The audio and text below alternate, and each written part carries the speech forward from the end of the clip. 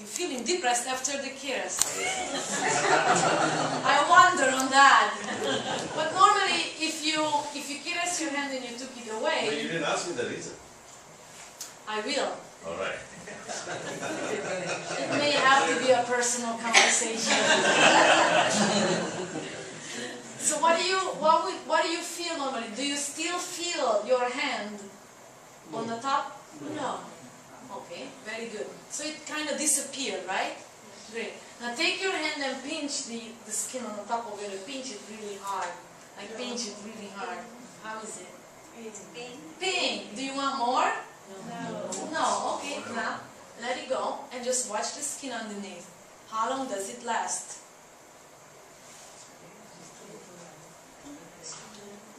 Longer than the previous one. Longer than a previous.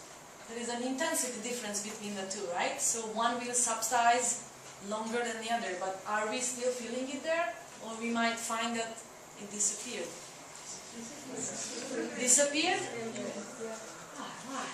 Instantly disappeared. So what is the take-home message from here? Nothing lasts. So should it make sense to you to pay attention to pain as pleasure and exaggerate your reactions to them once you know they all will be gone?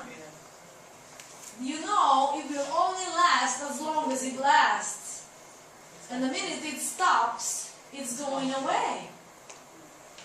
So should you be attaching yourself to pain and pulling yourself down even more into pain? Should you do that? Absolutely doesn't make sense. Should you get addicted to things which brings you pleasure?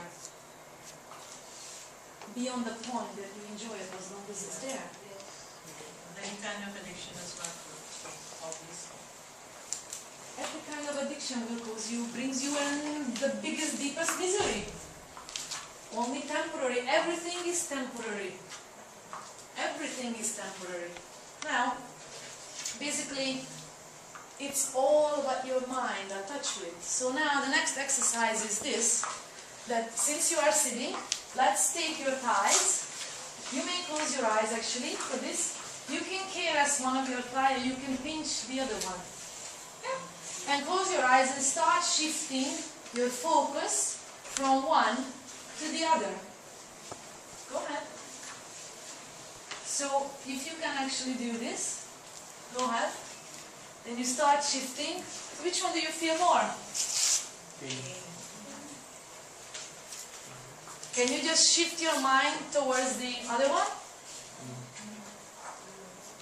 Why not?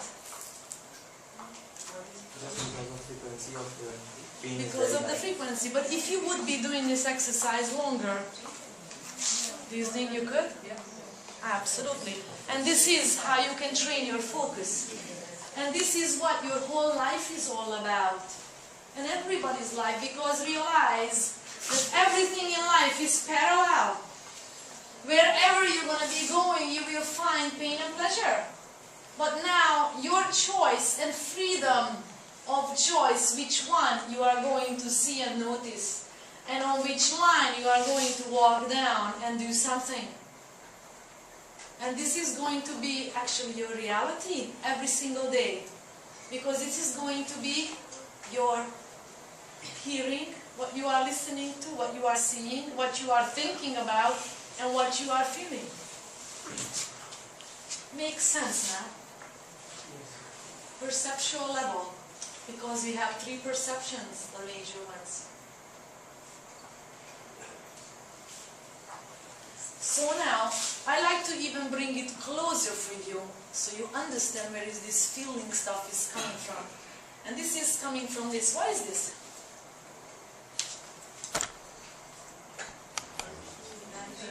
Eyes. Eyes. How does it look like? Cell, some sort of cell. Some sort of a cell. How does it look like in shape? You could call it up.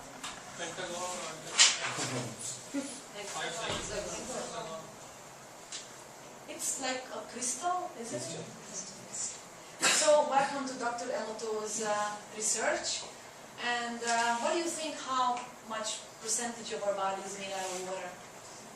70%. So this is a water crystal. And so I like to keep you awake, so I play you some music. I can't feel no better.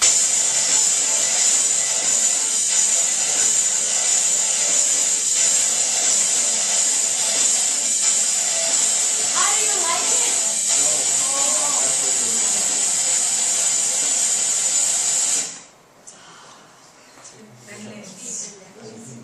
All right.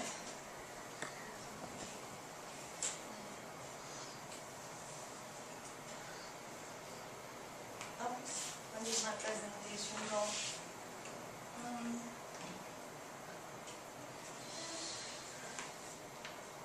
Oh, here it is.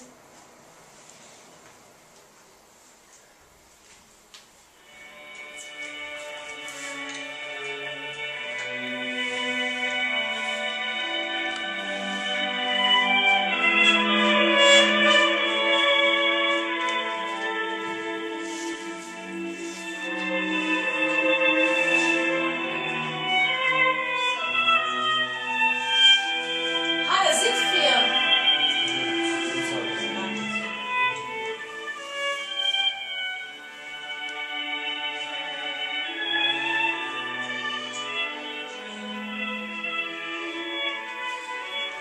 So, we arrived to molecular level of feelings. I'm just demonstrating it for you through the sound effect on our body water. The first one was the heavy metal music, and our water crystals totally fall apart. So your body water is like a mud. And I'm playing you the music right now, which is Bach, therefore G string, and this is what feels good. Your water crystals are forming back into crystals. So when something feels good or bad, this is what's happening. That's the molecular level.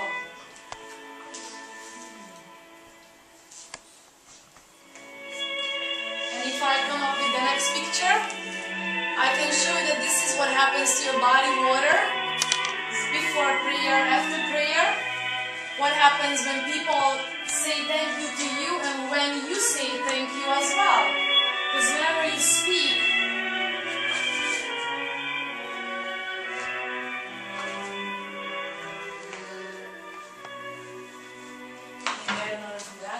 whenever you speak, you will be hearing that too. So whenever you get angry and you start shouting, you're actually starting to disrupt your own molecules in your water, body water. And when you start loving and appreciating yourself, see what happens? And all of a sudden, when you are in that state of mind, you can start loving other people. Makes sense? Can you see my point of view and hear my message? How many times do you do this?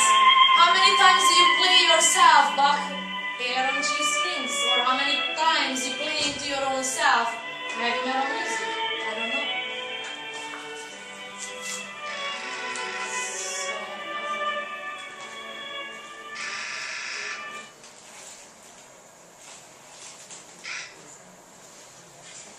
So, the best when we pray? excuse me? The molecular level, is it the best when we pray after prayer? Same. Same way. It's the crystals form in a different way. You can read on this, Dr. Emoto, as I'm saying, Emoto, E-M, Yoto, and read on that. It's marvelous. They put rice in water and they blast the words thank you or I kill you separately. And when it was blasted, I kill you and I hate you, the rice turns black immediately. And then the one which has the thank you and I appreciate you and I love you stays white. Flour put in different waters which have been blasted by different words will still either alive or die. How many people you know have gardens, have beautiful gardens because they are always talking nice around their house?